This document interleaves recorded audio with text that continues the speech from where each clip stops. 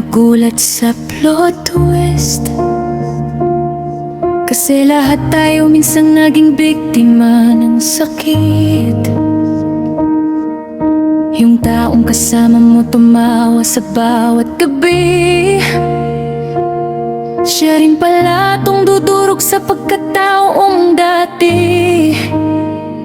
Kasabay mong sumayaw, umiyak at mangarap. Akala mo totoo pero may tinatagong balak. Habang ikaw buo ang tiwala at malasakit, unti-unti kanilang tinuturuan masaktan ng paulit-ulit. At mapatanong ka na lang minsan sa sarili, may mali ba sa'kin, bakit ako pinili? Pero hindi mo kasalanan kung tapat kang magmahal. May mga pusong sugatan na di marunong magmahal.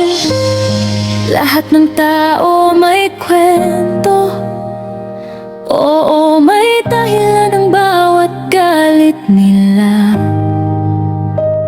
Pine shape them, built walls around their hearts. Pero hindi excuse ang sugat para manakit ng iba. Hindi mo kailangan manakit kung nasasaktan ka. Di lahat ng sugatan naninira ng kapwa.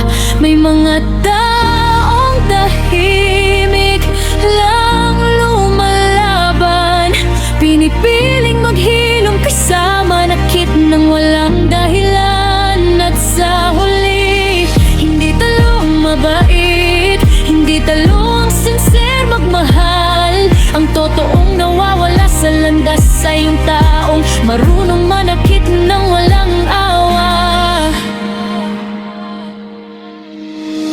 Jealousy, pride, bitterness sa dibdib, unti-unting lumason hanggang pagmamahal ay napalitan ng galit. Takot silang masaktan kaya inuunaan ka, pero di nila alam sila rin ang nawawala. Kasi may mga taong sugatan pero kalmado, tahimik na naghihilom, walang tinatapakang tao. May respeto sa proseso ng sariling pagbangon, hindi ginagawang excuse ang trauma para man lamang. Kaya saludo ako sa pusong nananatiling malinis kahit paulit-ulit nang sinubok ng sakit. Sa taong soft-hearted pero hindi nagbago, kasi alam mo ang kabutihan mo, hindi mo ikinahihiya kahit kanino. Never the girl behind, never the softest soul, never the one who cared sincerely. Ang totoong talo, yung piniling maloko kahit alam nila gaano kasakit masaktan.